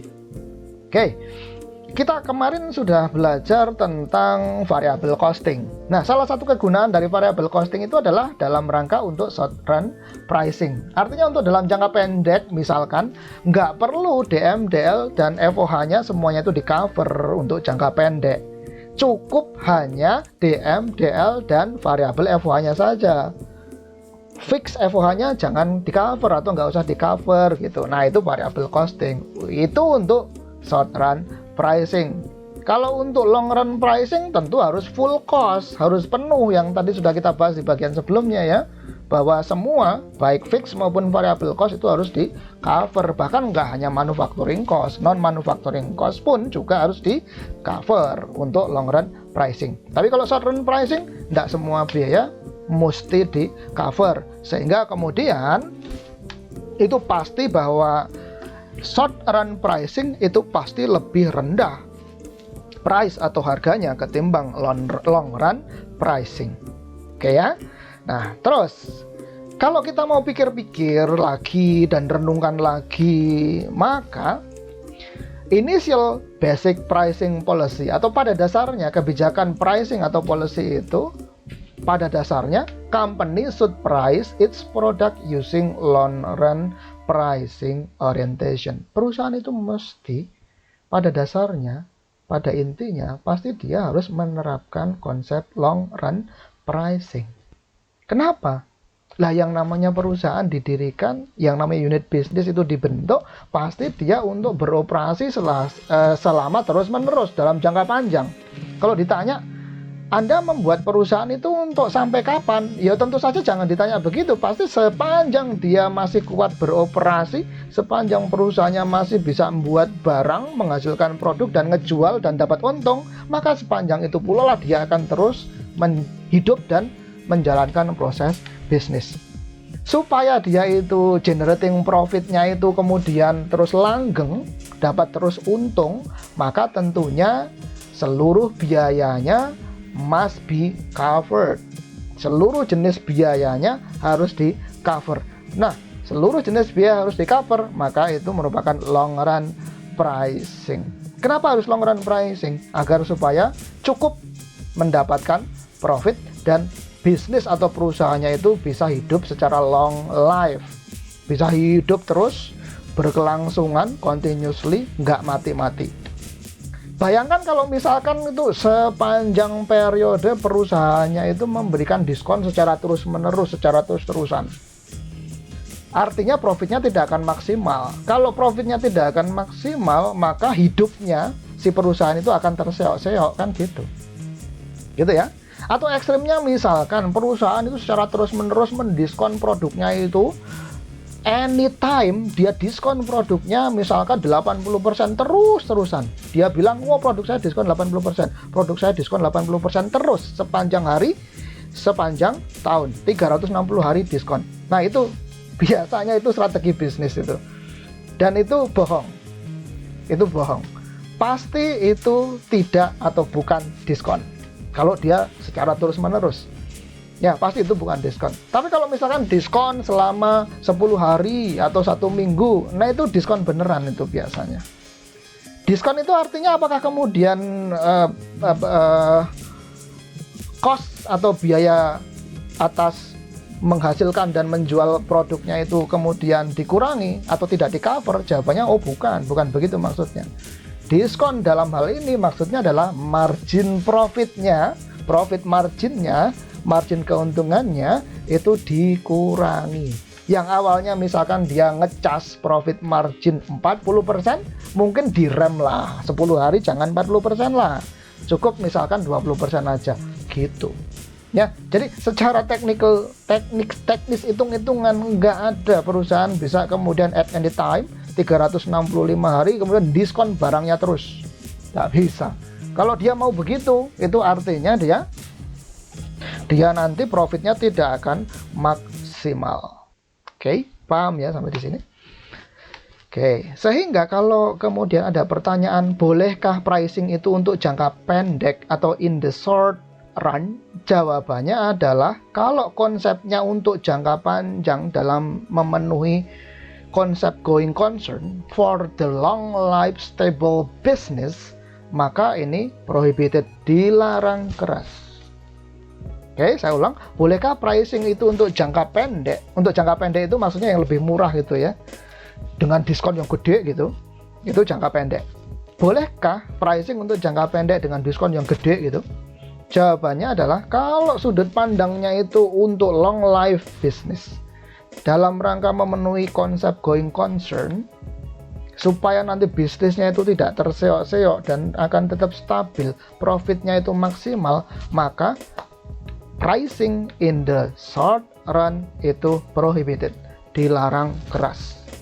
Tapi kalau kemudian dalam rangka bisnis strategi atau strategi bisnis sesaat yang sifatnya itu temporer, maka short run planning dengan diskon gede-gedean tadi itu it could be, bisa dilakukan. Ya, bisa dilakukan. Atau ekstrimnya gini, Pak, bolehkah satu perusahaan itu misalkan dalam rangka strategi bisnis dia ngejual barang atau produknya itu di bawah full cost-nya? Bisa nggak? Jawabannya adalah bisa. Misalkan total cost-nya atas meja tadi itu 2 juta. Misal total cost atas meja, produk meja tadi yang di ilustrasi sebelumnya tadi, itu kan 2 juta. Bisa nggak perusahaan itu menjual produknya itu misalkan cuma 1.500.000? Bisa nggak? Jawabannya bisa. Boleh nggak? Boleh.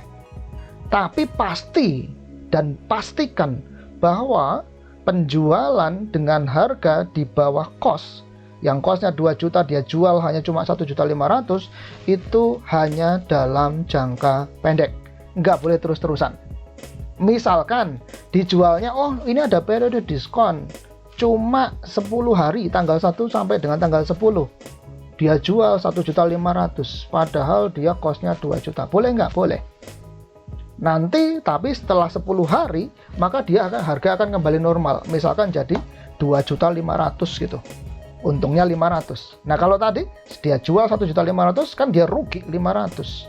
Oke, nah rugi 500 itu, bayangkan kalau kemudian 1 tahun penuh 365 hari produk meja yang costnya 2 juta dia jual 1.500.000 terus 365 hari, pasti itu nanti income statement-nya minus alias negatif profit alias rugi. Dari mana kemudian dia bisa jadi punya profit? Tak bisa. Jadi in the short run pricing itu ibaratnya itu perusahaan itu sedang bleeding, dia berdarah.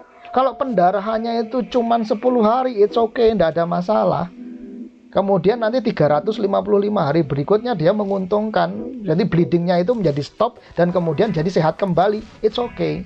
Tapi kalau kemudian bleedingnya itu 365 hari penuh bleeding, artinya dia jual barang di bawah cost-nya, mati gitu nanti perusahaannya, kehabisan darah. Loh kok bisa kehabisan darah? Loh iya, dia tidak menghasilkan profit. Dia tidak menghasilkan profit. Atau secara simpelnya dia tidak menghasilkan duit.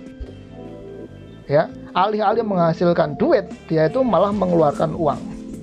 Gitu. Dan itu kalau dia ngejual produk 2 juta cost-nya, dia jual 1.500.000 selama 1 tahun penuh, itu artinya dia tidak berbisnis. Itu artinya dia bersedekah. Nah kalau konsepnya mau bersedekah ya tidak usah dibahas di dalam konsep bisnis, karena ini menjadi nggak match gitu. Paham ya sampai di sini ya? Oke, itu intermezzo aja. Oke, berikutnya, how to set the price in the long run technically.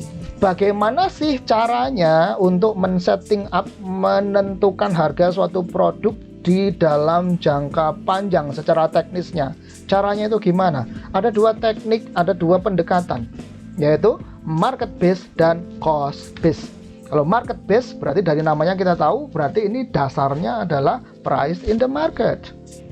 Kemudian kalau cost based dari namanya kita tahu, oh ini yang dijadikan basis atau patokan dalam rangka men-setting up price itu adalah cost-nya. Paham ya? Nah, ini nanti baik market based maupun cost based ini nanti ada kaitan erat dengan cost management. Dan bagaimana perhitungan secara teknisnya untuk men-setting up price based on market based atau secara pendekatan cost based, itu nanti akan secara lebih detail dan rinci secara teknis hitung-hitungan itu akan kita bahas di video materi part yang kedua. Namun di sini dapat kita sampaikan bahwa dalam rangka men-setting up price atas satu produk in the long run tentunya, maka perusahaan dapat menggunakan memilih dua pendekatan, baik secara market based maupun secara cost base. Tapi ini alternatif ya, bisa secara market base maupun secara cost base. Nah, sekarang tibalah kepada pertanyaan terakhir yang menggelitik. Selain cost dan return on cost, atau selain cost dan profit yang sifatnya kuantitatif, adakah faktor lain yang mempengaruhi yang mempengaruhi harga? Adakah faktor non kuantitatif yang mempengaruhi harga atau price? Jadi pertanyaannya adalah, is there any factor other than cost that could be affect is there any factor other than cost that could affect pricing decision? Ada nggak sih sebenarnya faktor lain selain biaya yang kira-kira nanti bisa mempengaruhi penetapan harga suatu produk oleh perusahaan? Jawabannya adalah ya, ada. Ada beberapa non-quantitative cost factor in pricing decision. Ada non-kuantitatif yang merupakan non-cost factor yang nanti bisa menentukan, dijadikan konsideran atau bahan pertimbangan dalam rangka untuk men-setting up price. Atau bahasa gampangnya gini, ada loh faktor lain selain cost yang bersifat kuantitatif itu, selain cost, ada loh faktor lain yang bisa mempengaruhi dalam perusahaan dalam rangka untuk menetapkan harga suatu produk. Faktor-faktor apa sajakah itu? Oke, kita lihat. Ada beberapa non-cost factors in pricing decision. Yang pertama, disebut sebagai price discrimination. Diskriminasi harga, diskriminasi price. Jadi ada pembedaan harga. Price discrimination itu akan berlaku ketika different prices for different customers on the same products or services. Jadi produknya, barangnya itu sama, nggak beda. Jenisnya sama, spesifikasinya pun persis sama. Akan tetapi, begitu customernya itu berbeda, nanti dia akan diimpos atau akan dibebani dengan price yang berbeda pula. Nah, itulah yang disebut sebagai price discrimination. Jadi produk atau barang dan jasanya itu sama, tapi begitu beda customer, beda pelanggan, ternyata harganya pun beda. Ya, harganya pun beda. Oke, jadi gitu ya. Itu namanya price discrimination. Produknya sama, beda customer, beda harga. Contohnya apa? Contoh di kita di Indonesia itu misalkan tarif kereta api eksekutif. Perhatikan, tarif kereta api eksekutif. Di kita di Indonesia tarif kereta api eksekutif itu akan beda. Ya, akan beda ketika di weekdays dan di weekend. Di weekdays dan di weekend itu akan berbeda. Ya, akan berbeda. Loh, kenapa kok bisa berbeda itu? di weekend dan di weekdays. Kenapa bisa berbeda? Karena tipe konsumennya atau tipe pengguna jasa kereta api yang kereta apinya sama, itu kereta api eksekutif ya, tapi tipe penggunanya berbeda. Kalau dia di weekend itu biasanya yang naik ke kereta api itu ya, kereta api yang eksekutif itu adalah para orang-orang atau kaum-kaum yang biasanya itu katakanlah misalkan pengen vacation atau pengen keluar kota gitu, dan jumlahnya itu banyak gitu ya. Bayangkan ada misalkan satu orang namanya Pak Agus gitu. Pak Agus itu hobinya naik kereta eksekutif misalkan. Ketika kemudian dia naiknya di weekdays, misalkan hari Rabu gitu, dia membayar misalkan 400.000. Begitu dia naik, keretanya masih sama ya, tapi kemudian Pak Agusnya juga masih sama, tapi kepentingannya beda sekarang. Pak Agus naiknya misalkan di hari Sabtu, maka harganya itu menjadi yang awalnya itu 400.000 menjadi misalkan 700.000 gitu. Harganya beda.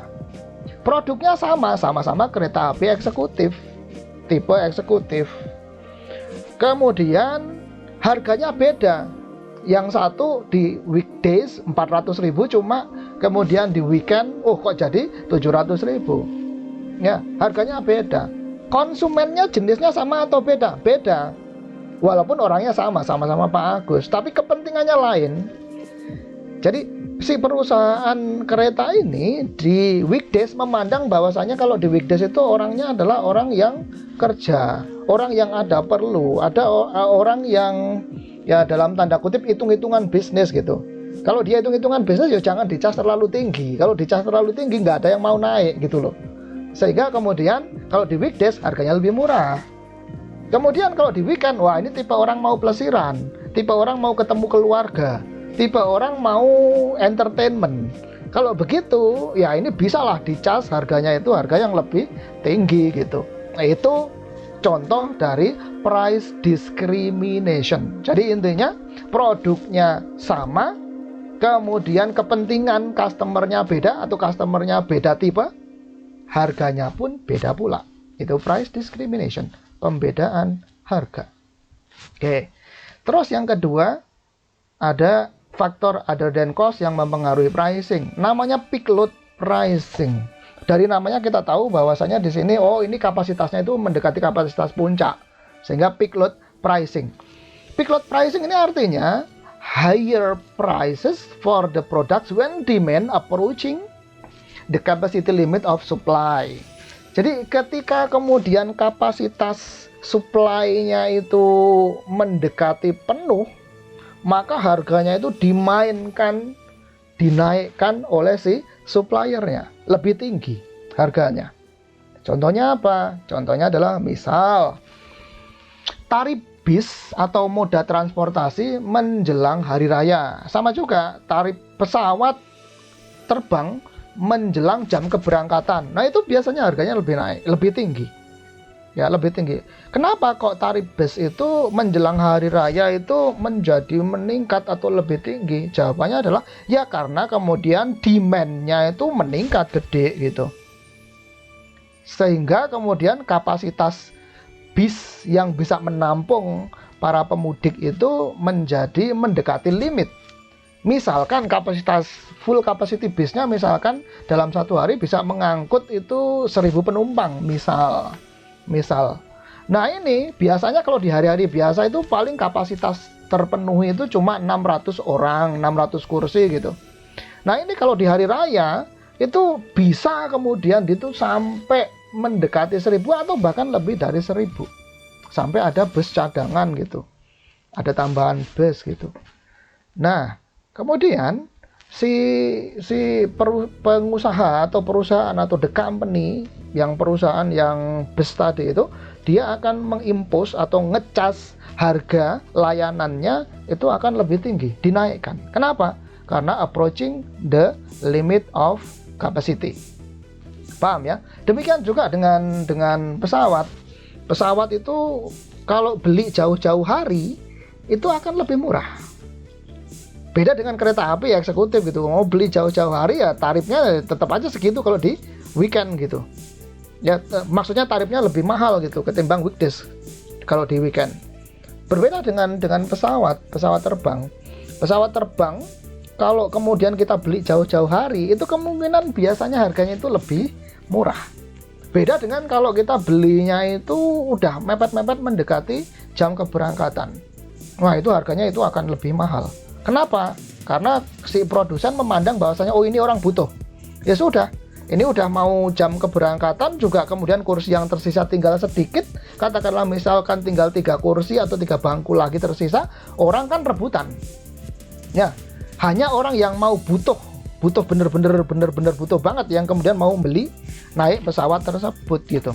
Sehingga kemudian gimana? Oh, supplier atau produsen, penjual bisa menaikkan harga. Karena kapasitasnya mendekati penuh dan dia tahu konsumennya itu benar-benar butuh. Nah, ini namanya adalah peak load pricing. Yang kedua.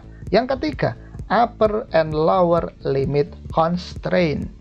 Nah, upper and lower limit constraint itu biasanya ada pihak yang punya kewenangan untuk mengatur batas atas dan batas bawah atau upper and lower limit atas harga suatu produk. Jadi nanti regulator set upper limit for the price. Ya, regulator set upper limit for the price. Biasanya yang di setting up itu adalah yang batas atasnya atau pagu atasnya. Ya, contoh simpelnya seperti yang sudah saya kemukakan di awal tadi adalah HET untuk obat, harga eceran tertinggi untuk obat. Nah, itu adalah upper and lower limit constraint. Si regulator dia bisa menetapkan produk obat tertentu gitu, misalkan HET harga eceran tertingginya misalkan 10.000. Si penjual atau produsen atau supplier nggak boleh nanti dia ngejual produk obat tersebut di atas 10.000. Itu nggak boleh, prohibited. Kalau sampai dia ngejualnya misalkan 12.000 aja per unit, wah itu bisa dilaporkan itu nanti, dan itu menyalahi peraturan, bisa dikenakan sanksi itu karena melanggar HET, batas harga eceran tertinggi. Nah, itu yang ketiga, upper and lower limit constraint. Nah, yang keempat, nah ini menarik. Yang keempat ini namanya adalah international pricing. International pricing. Pricing secara internasional. Oke. Kalau international pricing ini, maka different prices of the same products for different countries. Harga atas suatu produk yang sama, jenisnya sama, mereknya sama, isinya sama, spesifikasinya sama, ya. Jadi harga atas satu produk yang sama ketika dijual di beda negara, maka harganya nanti akan berbeda. Itulah yang disebut sebagai international pricing. Loh Pak, kok kenapa bisa begitu ya Pak? Harga barang X di Amerika dengan di Indonesia kok bisa beda ya Pak?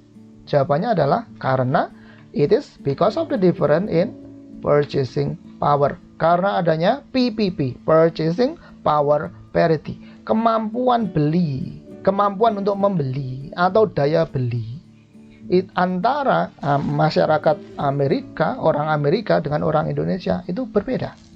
Purchasing power parity, ada gap, ada disparitas. Kemampuan daya beli orang Amerika dengan orang Indonesia beda. Jadi kalau kemampuan belinya beda, terus harganya itu masih ditetapkan sama, wow itu pasti nggak laku. Misalkan barang X dijual seharga $1.000 di Amerika. Ada yang beli Pak? Ada. Misalkan ada. Tapi nggak terlalu banyak juga, tapi ada. Tapi begitu barangnya yang sama itu dioper, ditawarkan ke market di Indonesia $1.000, ada yang beli? Nggak ada. Kenapa? Kemahalan. Loh kok bisa kemahalan? Karena purchasing power orang Indonesia tidak setinggi purchasing power orang Amerika. Oke, paham ya? Jadi kenapa ada international pricing? Karena ada purchasing power parity. Ada perbedaan kemampuan daya beli orang-orang atau penduduk di suatu negara yang berbeda-beda antara negara satu dengan negara yang lainnya. Contoh realnya dan simpelnya adalah misalkan buku teks atau textbook. Nah, ada textbook dan saya punya textbook original auditing and assurance services. Oke, di cover belakangnya atau back covernya itu ada tulisan yang bunyinya tuh begini. This is a special edition of an established title widely used by colleges and universities throughout the world. Jadi ini adalah buku ini dijual secara internasional, intinya gitu. Pearson published this exclusive edition for the benefit of students outside the US and Canada. Okay, if you purchase this book, artinya ketika kita beli buku ini within the US or Canada, you should be aware that it has been imported without the approval of the publisher or the author. Jadi intinya gini, kalau Anda mendapatkan buku ini, ya buku ini yang kayak begini ini di Amerika atau di Kanada, maka itu bahasa simpelnya Anda telah melanggar hukum. Kenapa? Karena buku ini tidak diperuntukkan bagi orang Amerika dan Kanada. Loh Pak, emang bukunya ini berbeda Pak? Bukunya ini sama, pengarangnya sama, isinya sama, substansinya sama, sama sekali nggak ada yang beda. Sama sekali tidak ada yang beda. Ya, sama, bukunya sama. Oke, tapi ada tulisannya ini. Buku ini tidak dijual di Amerika dan Kanada. Oke, kenapa kok bisa begitu Pak? Ya, karena tadi ada purchasing power parity, ada perbedaan daya beli. Oke, kita cek harga. Buku ini ya, kalau di US dan Kanada, di Amerika dan Kanada itu harganya $79. Kalau kita kurskan, itu kurang lebih harga buku ini adalah Rp1.225.000. Kita cek bagaimana kalau buku ini dijual di Jepang. Oke, di Jepang harganya 10.047 yen. Atau kalau kita rupiahkan adalah sekitar Rp1.215.000.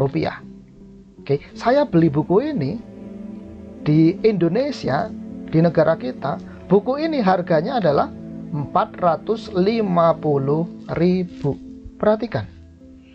Setelah kita kurskan, ternyata buku ini dijual di Amerika dan di Jepang. Tentu saja format tampilannya beda ya. Format tampilannya beda. Tapi isinya semuanya apanya sama. Substansi isinya sama semua, nggak ada yang beda. Ketika buku ini dijual di Amerika dan di Jepang serta Kanada, harganya kurang lebih sama, sekitar 1.200.000. Tapi begitu buku ini dijualnya di Indonesia, harganya cuma 450.000. Oke, paham ya? Nah, ini adalah merupakan contoh dari international pricing. Barangnya sama, ya, barangnya sama, tetapi ketika dijual di negara yang berbeda, maka nanti harganya pun akan berbeda. Paham ya sampai di sini ya? Oke. Bayangkan kalau misalkan buku ini dijual di Indonesia, harganya tetap sama 1.200.000. Mungkin, waduh, kasihan. Ya, mahasiswa di Indonesia akan kasihan. Kenapa? Kemahalan. Ya, mungkin ada yang beli ya. Ada yang beli tapi sedikit. Lebih sedikit ketimbang kalau kemudian dia dijual dengan harga cuma Rp450.000. Akan lebih banyak yang membeli. Paham ya sampai di sini ya? Itu international pricing. Kemudian yang terakhir. Yang kelima. Ada faktor selain cost, selain biaya, yang kita sebut sebagai pricing skenario atau pricing scheme. Ada skema atau skenario permainan, bukan permainan ya, skema atau skenario harga. Nah, biasanya kalau yang ini konotasinya itu adalah negatif atau paling enggak ini tidak disukai. Ini yang disebut sebagai pricing skenario atau pricing scheme. Apa saja pricing scheme itu? Ada yang namanya predatory pricing. Predatory pricing itu maksudnya set prices below the cost in order for throwing away competitors from the market. Artinya adalah Ada perusahaan yang dia itu menetapkan harga atas produk yang dia buat dan dia jual, itu harganya itu di bawah cost-nya. Jadi cost-nya itu tidak full covered. Dia ngejual barang malah di bawah cost-nya. Tapi bukan dengan kemudian tidak ada maksud. Kenapa dia menjual barang atau produk di bawah cost-nya? Ada maksudnya. Maksudnya apa? Untuk quitting out the competitors from the market. Oke, misalkan ada perusahaan baru, newbie, masuk, enter to the market, enter market, dia masuk ke pasar, dia bikin produk misalkan mie instan kayak yang tadi itu, dia masuk ke market, dia jual mie instan. Di pasaran rata-rata mie instan kayak gitu tadi itu harganya 2.500. Dia kemudian masuk ke market, menggebrak dengan dia jual harga mie instannya itu cuma Rp1.000. Padahal ongkos atau biaya untuk produksi dan menjualnya mie instan itu misalkan itu 1.800, dia jual cuma Rp1.000. Apa yang terjadi? Ketika kemudian mie instannya itu 11-12 atau mirip-mirip lah dengan yang harganya 2.500 tadi itu, maka kemudian lambat laun itu konsumen akan tertarik dan melihat, ini barang kok speknya hampir sama, enak juga, dan tapi lebih murah. Biasanya cuma 2.500, ini kok cuma 1.000. Oh, banyak kemudian yang konsumen itu beralih membeli mie instan yang harganya cuma Rp1.000 tadi. Kemudian apa yang terjadi? Yang produsen 2.500 akan ditinggalkan. Tidak ada yang beli. Kalau kemudian produsen yang 2.500 itu nggak ada yang beli produknya, lambat laun dia nggak menghasilkan profit. Kalau dia nggak menghasilkan profit, lambat laun dia tidak bisa mempertahankan bisnisnya. Akhirnya dia akan quit from the market. Dia akan keluar dari market. Artinya apa? Ya sudah, dia nggak jualan mie instan lagi, tutup, gulung tikar, bangkrut. Oke? Nah, setelah kemudian si kompetitor itu bangkrut, keluar, exit from the market, maka si produsen yang ngejual 1.000 tadi menaikkan harga mie instannya misalkan menjadi 2.750. Oke, ngerti ya? Nah, itulah predatory pricing. Set the price below the cost in order for throwing away, menjegal si kompetitor agar kemudian dia itu keluar dari pasar sehingga dia bisa sendirian menguasai pasar. Itu predatory pricing. Kemudian ada yang namanya dumping, pricing scheme yang namanya dumping. Jadi set price below market value of the product in its original country so that could be harmful for other producers.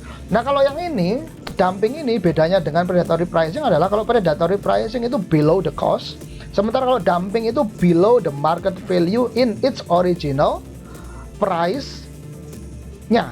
Jadi misalkan ada negara A gitu, misalkan negara A ketika dia menjual produknya di negara A per unitnya misalkan 100.000. Itu market value-nya 100.000 di negara A. Kemudian ketika barangnya itu dia ekspor ke negara Z, dia jual lah barangnya itu misalkan sama, barangnya masih sama, misalkan harganya itu misalkan 800 ya, 800. Jadi in its original country price-nya, market value-nya itu adalah 1.000. Dia jual 1.000. Lah ini dijual di negara lain kok dia cuma 800. Nah, ini bisa dituduh sebagai dia menjalankan menjalankan praktik dumping. Ya, dumping. Ini menjalankan praktik dumping. Kalau kemudian ya kalau 800 kemudian itu tidak membahayakan bagi si kompetitor di negara Z, bagi produsen di negara Z, it's okay, nggak ada masalah gitu. Tapi kalau kemudian itu nanti ditengarai bisa kemudian mencelakai atau membahayakan produsen original di negara Z, wah ini nanti bisa dituntut kena undang-undang atau peraturan mengenai dumping. Gitu. Itu dumping scheme. Kemudian yang terakhir adalah collusive pricing. Ya, collusive pricing. Nah, kalau collusive pricing itu kayak kong-kalingkong gitu loh, bersekongkol untuk dalam rangka memainkan harga satu produk tertentu. Jadi collusive pricing ini several producers come into a conspiration. Jadi kayak dia itu berkonspirasi, bersekongkol to set the price of their products that detrimenting customers. Artinya ini ada beberapa produsen atau penjual, katakanlah company A, B, dan C ngejual produk yang benar-benar spesifikasinya itu mirip atau sama lah speknya. Tapi model bentuknya bisa beda, tapi speknya sama. Ya, jadi produsen A, B, dan C dia lakukan konspirasi. Kita jual barang ini jangan sampai lebih murah atau jangan sampai di bawah misalkan 1 juta rupiah ya. Nah, itu konspirasi. Padahal padahal cost-nya aja itu misalkan cuma 500.000.